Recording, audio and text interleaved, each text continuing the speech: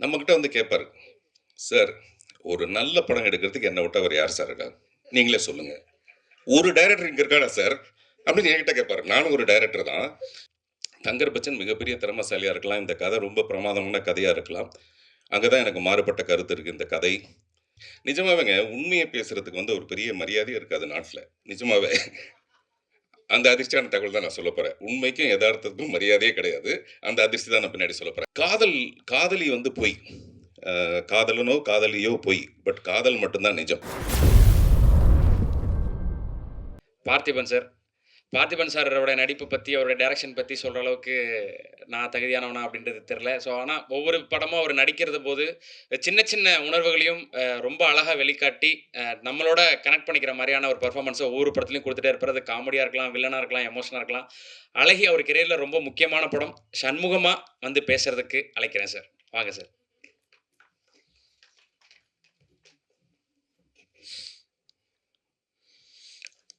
இதுவரைக்கும் பேசினவங்கல இருந்து நான் கொஞ்சம் வித்தியாசப்பட்டு நீங்க யாரும் எதிர்பாராத ஒரு அதிர்ச்சியான செய்திய நான் சொல்லப் போறேன். அதுக்கு முன்னாடி பத்திரிகை மற்றும் ஊடக நண்பர்களுக்கு பணிவான வணக்கமும், உங்களுடைய பொறுமைக்கு என்னுடைய பெருமை மிகு வாழ்த்துக்களும். நீங்க வந்தோனே யோசிச்சிருப்பீங்க, "என்னடா தங்கர் பச்சன் சாரே இல்ல இங்க. எப்புட்றா இந்த நிகழ்ச்சி? இவ்வளோ நேரம் எப்படி ஓட்டுறது?" அப்படின்னு நெனச்சிருப்பீங்க நீங்க. ஏன்னா, அவர் தான் பேசினாருன்னா அப்படி மணிக்கணக்கா பேசுவாரு. அவர மாரி ஒரு திறமையான ஒரு அ கதாசிரியர நான் வந்து சந்திச்சதில்ல. ஏன்னா, அவருடைய கதைக்களங்கள் எல்லாமே ரொம்ப ரொம்ப ரொம்ப புதுசு. அதில ரொம்ப சரியான விதைங்கிறது இந்த அழகிய கதை.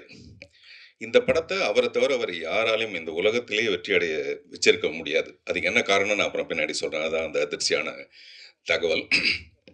அப்படிப்பட்டவர் வந்து, அவர் பேசுற சுவாரஸ்யம் வந்து ரொம்ப அலாதியானது. நம்மகிட்ட வந்து கேட்பாரு, "சார், ஒரு நல்ல படம் எடுக்கிறதுக்கு என்ன விட்டா வேற யார் சார் இருக்கா? நீங்களே சொல்லுங்க. ஒரு டைரக்டர் இங்க இருக்கானா சார்?" அப்படின்னு என்கிட்ட கேட்பாரு. நானும் ஒரு டைரக்டர் தான்.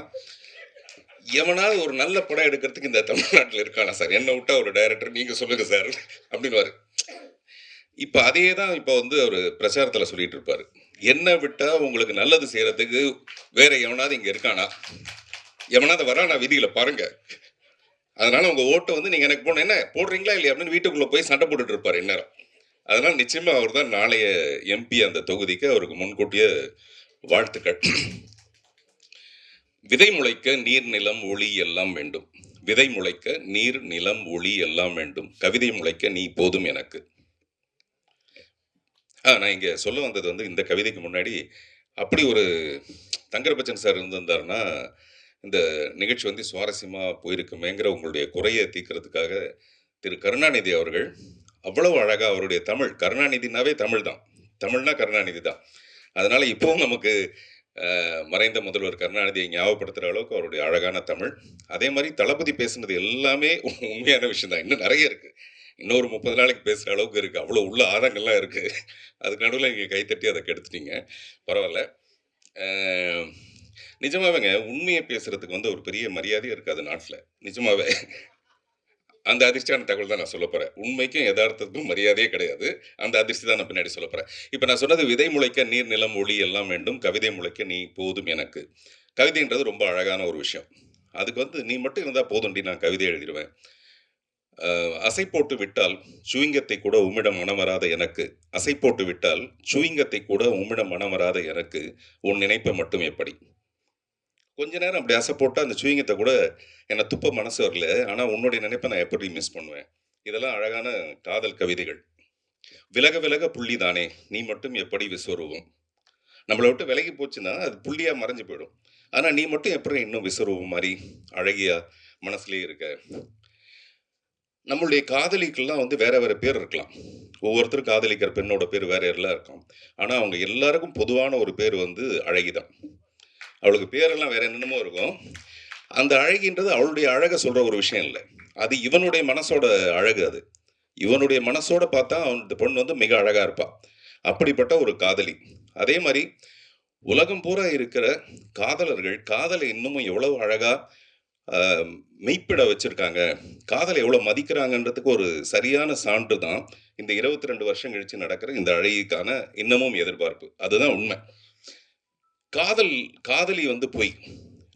காதலனோ, காதலியோ பொய். பட் காதல் மட்டும் தான் நிஜம். காதலர்கள் தோத்து போலாமே தவிர, காதல் தோற்கவே தோற்காது.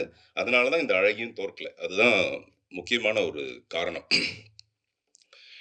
இந்த படத்துல முதல் கதாநாயகன், 2வது கதாநாயகன்லாம் கருணாநிதி சொன்னாரு.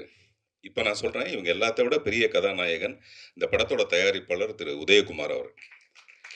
அவரு உதயகுமாரை விட நல்ல இதயக்காரர், நல்ல இதயகுமார்ன்னு சொல்லலாம் அவர. ஏன்னா, ஒவ்வொரு கலைஞனும் முதல் படம் பண்றதுங்கிறது மிகப்பெரிய ஒரு கஷ்டமான விஷயம். நான் புதிய பதை பண்ணது எப்படியோ, என்னை வந்து என்னுடைய சுந்தரம் சார் வந்து என்ன அந்த படத்துக்கு தேர்ந்தெடுத்ததுனால, இன்னமும் என்னுடைய பூஜை அறையில அவருடைய ஃபோட்டோ வச்சிருக்கேன். எங்க அப்பாவுடைய ஃபோட்டோவும், அவருடைய ஃபோட்டோ வச்சிருக்கேன். அந்த மாரி அது ஒரு மிகப்பெரிய ஒரு விஷயம். அது 1.25 கோடியோ, இல்லாட்டி 2 கோடியோ, இல்ல 25,00,000 நிறுத்திடலான்னு முடிவு பண்றதோ, எதுவா இருந்தாலும் ஒரு தயாரிப்பாளர் தங்கர் பச்சன் மிகப்பெரிய திறமைசாலியா இருக்கலாம். இந்த கதை ரொம்ப பிரமாதமான கதையா இருக்கலாம். அங்க தான் எனக்கு மாறுபட்ட கருத்து இருக்கு. இந்த கதை அதிர்ச்சியான தகவல் நான் அப்புறம் சொல்றேன். இந்த மாரி பில்டப் பண்ணிட்டே வந்தா அது என்னன்றது பின்னாடி பார்க்கலாம். ஸோ அந்த மாரி இந்த கதைய தேர்ந்தெடுத்து இந்த படத்த வந்து இவ்வளவு தொய்வான, இவ்வளவு இது எனக்கு தெரியும் அந்த நேரத்தில இந்த படம் எடுத்துட்டு இருக்கும்போது, படம் முடிஞ்சதுக்கப்புறம் நான் இவன் ஒரு படம் பண்ணிட்டு இருந்தேன். ஒரு மழை மாலை, மழை பெஞ்சிட்டு இருக்க ஒரு மாலை நேரத்தில வந்து அ அ என்கிட்ட கேட்டாங்க. அப்போ வந்து 1.25 கோடி, 2 கோடி ரூபாய் செலவு பண்ணட்டும். சிட்டிய மட்டும் நீங்க வாங்கிக்கிறீங்களா? அப்படின்னு கேட்டாங்க. நான் சொன்னேன், இவன் படம் நான் பண்ணிட்டு இருக்கேன். நான் தான் புரொடியூசர். என்கிட்ட அவ்வளோ பணம் இல்ல இந்த படத்த வாங்குறதுக்கு. அப்ப இந்த நெறைய புரொடியூசர்ஸ் வந்து நெறைய டிஸ்ட்ரிபியூட்டர்ஸ் இந்த படத்த வேணான்னு நிராகரிச்சது எல்லாமே. அப்ப நான் சார்ட்ட சொன்னேன். அவருக்கு நினைவு இருக்கும்னு நெனைக்கிறேன். இன்னொரு 25,00,000மோ, 30,00,000மோ போட்டு பிரிண்ட் அண்ட் பப்ளிசிட்டி பண்ணி ரிலீஸ் பண்ணா, இந்த படம் வந்து பெரிய லாபத்த அடையும் அப்படின்னு நான் சொன்னேன். நானும் சொன்னேன். வேற தங்கர் பச்சன் அஃப்கோர்ஸ் சொல்லியிருப்பாரு. அப்புறம் பார்த்தா படம் வந்து மிகப்பெரிய வெற்றி அடைஞ்சிருக்கு. உண்மையிலேயே இந்த டிஸ்ட்ரிபியூட்டர்ஸ்ன்றவங்க என்னன்னா, ஏற்கனவே ஒரு செட் மெனு மாரி மைண்ட்ல வச்சிருப்பாங்க. இப்படி இருந்தா தான் இந்த படம் ஓடும்னு. ஒவ்வொரு தடவையும் அவங்களுடைய அபிப்பிராயத்த உடைச்சிருக்கு. மீனாட்சி சுந்தரம் சார் நீங்க தப்பா நெனைச்சுக்கக்கூடாது. டிஸ்ட்ரிபியூட்டர்ஸ்க்குன்னு ஒரு மைண்ட் இருக்கும். ஆனா, அத உடைச்சது பூரா ரசிகர்களா இருப்பாங்க. அது ஒரு தலை ராகமா இருக்கலாம், 16 வயது நிலையா இருக்கலாம், எத்தன படங்களா இருந்தா இருக்கலாம். ஆனா, இப்ப மீனாட்சி சுந்தரம் பேசும்போது சொன்னாரு, அவருடைய வேட்டையாடு விளையாடு 96 நான் சொன்னேன், ரொம்ப அழகா அத சொல்லி தொகுத்து கொண்டு வந்து அழகில கொண்டு வந்து சேர்த்திருக்கீங்க. பிகாஸ் அது ஒரு ஒரு ஸ்ட்ராட்டஜி அது. கரெக்ட்டான ஒரு ஸ்ட்ராட்டஜி. அவருடைய கருத்து கணிப்பு மிக சரியா இருக்குங்கிறது, இந்த படமும் அந்த மாரி வெற்றி அடையணுங்கிறது. ஸோ, மிஸ்டர் உதயகுமார், அவருக்கு பின்னாடி அவருடைய குடும்பம். நிஜமாவே ஒருத்தர் வந்து ஒரு நல்ல விஷயம் பண்ணணும்னா, அதுக்கு பின்னாடி குடும்பம், முக்கியமா மனைவி. அந்த மனைவி நெனைச்சிருந்தாங்கன்னா, நிச்சயம் இந்த படத்த திருப்பதியிலேயே மூட்டை போட்டு முடிச்சிருக்கலாம். திரும்பி வரும்போதே. இப்ப வந்து இந்த மனைவிக்காக வர்றது எதுக்கு வரேன்னா, தேவயானிக்காக வரேன். தேவயானி வந்து முதல்ல மனைவியாகும்போது நடிச்ச படம் இது. அவங்க கேட்டாங்க, "இந்த மனைவி மீது உங்களுக்கு காதலா? அல்லது தனம் மீது காதலா?" அப்படின்ட்டு. காதலி மீது காதல் இருக்கிறது ரொம்ப பெரிய கஷ்டமே கிடையாது. காதலிங்கிறது என்னன்னா, அவனுக்கு கிடைக்காத ஒரு விஷயம். தோற்றுப்போன காதல் எல்லாமே தெய்வீக காதல் தான். ஒருவேளை அந்த காதலியே மனைவியா இருந்திருந்தா, அந்த காதல் இவ்வளோ தூரம் சுவாரஸ்யமா இருந்திருக்காது. அதனால காதலி மேல ஈர்ப்பு இருக்கிறதுங்கிறது கிடைக்காத ஒரு பெரும் மேல இருக்கிற ஈர்ப்பு. ஆனா, மனைவியா வந்ததுக்கப்புறம், அந்த மனைவி தன்னுடைய குடும்பத்தில இருக்கிற அ கஷ்ட நஷ்டங்கள எல்லாத்தையும் பார்த்து, அப்புறம் கணவனுடைய ஒவ்வொரு ரியாக்ஷனும் ஒரு மனைவிக்கு நல்லாவே தெரியும். உதாரணத்துக்கு, புருஷன் வந்து தண்ணி அடிச்சுட்டு வீட்டுக்கு வந்தான்னு வச்சுக்கங்களேன், அவனே காட்டிக் குடுத்துருவான். கொஞ்சம் அப்படியே வடிஞ்சு அப்படியே காட்டிக் குடுத்துருவான். ஏதாவது தப்பு செஞ்சா கூட அவனே காட்டிக் குடுத்துருவான். ஒய்ஃப்‌க்கு தான் நல்லா தெரியும், இவன் வந்து இவ்வளோ தப்பு செய்றான்ட்டு. எனக்கு தெரிஞ்ச ஒரு பெரிய நடிகர், ஒரு ஆக்ஷன் நடிகர் அவரு. அவரு ஒரு தடவ சொன்னாரு, "நான் ஸ்மோக் பண்றது என் ஒய்ஃப்‌க்கு தெரியாது" அப்படின்னாரு. நான் சொன்னேன், "அவங்க தெரியாத மாரி நடிக்கிறாங்க. தெரிஞ்சா நீங்க என்ன பண்ணுவீங்கன்னா, இப்ப டாய்லெட்ல போய் அடிக்கிறதுக்கு பதிலா, இப்ப ஹால்ல உட்கார்ந்து ஸ்மோக் பண்ணுவீங்க. அதனால நீங்க மட்டும் இல்ல மனைவியா நடிக்கிறது. எல்லா மனைவியும் நல்லா நடிப்பாங்க." ஆமா, எல்லா மனைவியும் நல்லா நடிப்பாங்க. அவங்களுக்கு தெரிஞ்சதெல்லாம் இப்போ இதே சண்முகத்தோட காதல இல்லாம, இது எல்லாரும் என்கிட்ட கேட்டது, அந்த மனைவிக்கும் ஒரு காதல் இருந்திருக்கலாம் இல்லையா? அவங்க சொன்னா சண்முகம் என்ன ஆயிருக்கிறது? இல்லையா? எல்லா மனைவியுமே. அ இல்ல, இல்ல. நான் சொல்றது உங்களுக்கு இல்ல. வளர்மதிக்கு. இல்ல வளர்மதி இல்லம்மா. எல்லா மனைவியுமே அவங்களுக்கும் இந்த மாரி ஒரு வயசுல காதல் வந்திருக்கலாம். அந்த காதல வந்து சொன்னா சண்முகம் தாங்கியிருக்க மாட்டான். அவ்வளோதான் நொறுங்கி போயிருப்பான். ஆனா, இது எல்லாத்தையும் சமாளிச்சுக்கிட்டு, கணவனுக்கு ஏற்படுற எல்லா விஷயத்தையுமே அவ வந்து சமாளிக்கிறான்னா, அவ தான் மிகப்பெரிய ஒரு விஷயம்.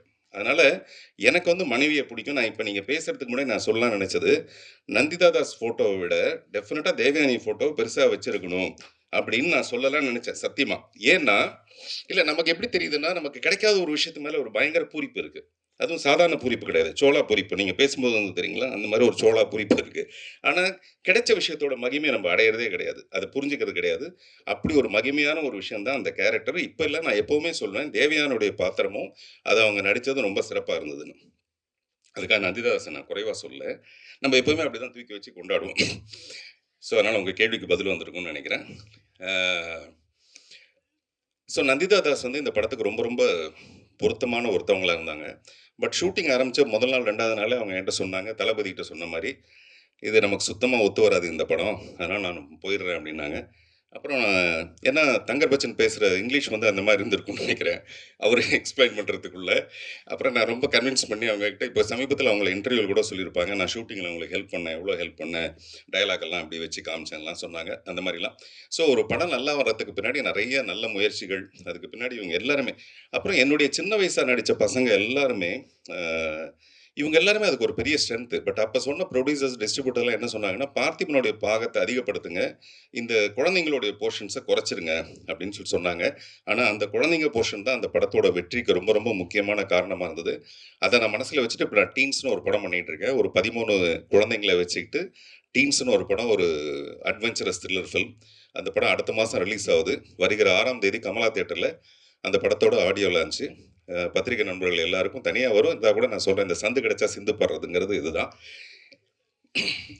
தங்கர் பச்சன மாரி ஒரு சிறந்த எழுத்தாளர், சிறந்த படைப்பாளி. ரொம்ப நேரமா தேவயானி சொல்லிட்டு இருக்காங்க, இது ஒரு மேஜிக்கல்னு. ஆக்சுவலா இந்த படமே ஒரு மேஜிக். மேஜிக்னா கண்கட்டு வித்தைன்னு அர்த்தம். அதாவது நமக்கு கண்ணுக்கு எதிர்க்கவே வந்து இங்க ட்ரெயின் காணாம போயிடும், யானை காணாம போயிடும். அதெல்லாம் ஸ்டேஜ்ல பண்ணி காட்டுவாங்க. அப்படின்னா என்ன அர்த்தம்? நம்ம கண்ண கட்டி விட்டுட்டு பண்ணிறது. இந்த கதையும் அந்த மாரியான ஒரு விஷயம். எப்படின்னா, ஆ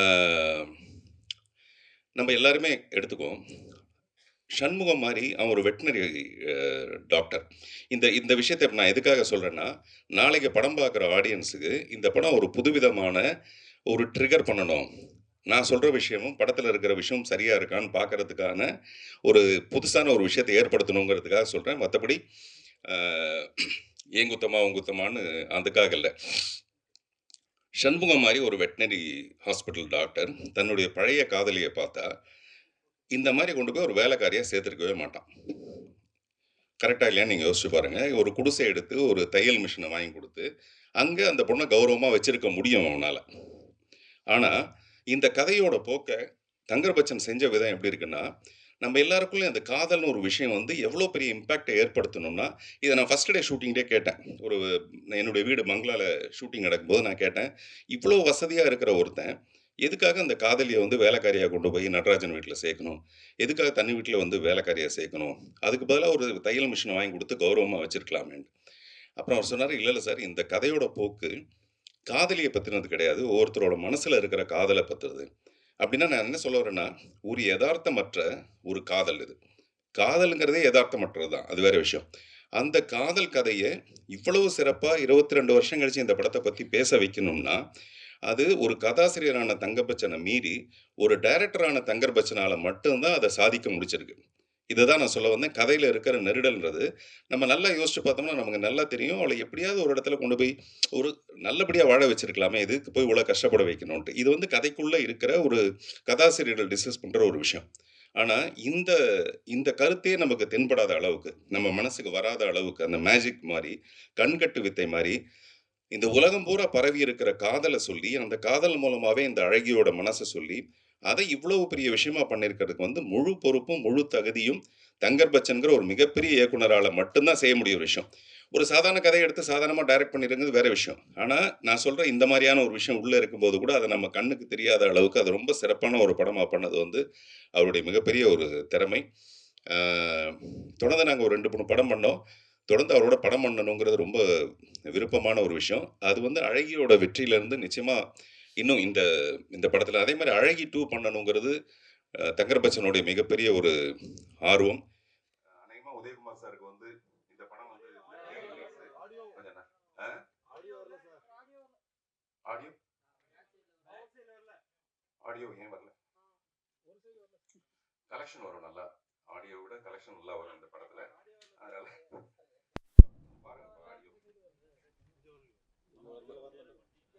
இப்ப நான் அதிர்ச்சின்னு சொன்னது வந்து அது யாரும் வரலையா?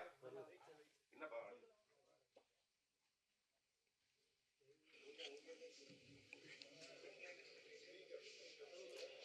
ஓகேயா இப்போ? ஓகேயா? சரி, ஓகே.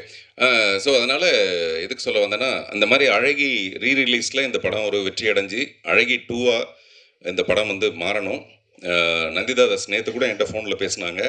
நிச்சயமா அந்த அழகி 2க்காக நான் காத்துட்ருக்கேன்னு, நானும் காத்துட்ருக்கேன்றது உதயகுமார் சார் சொல்றேன் நானு. உங்க எல்லாருக்கும் என்னுடைய பணிவான நன்றியும் வணக்கமும். Thank you.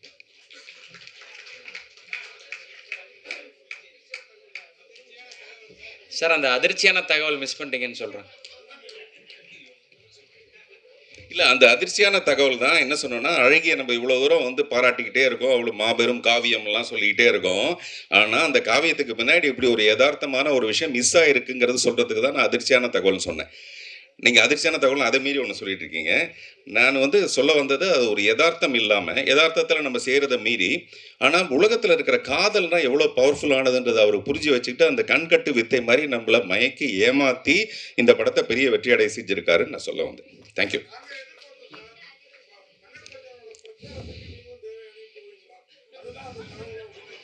ஓஹோ! நல்ல உங்களுடைய எதிர்பார்ப்பு ரொம்ப நல்லா இருக்கு. நன்றி.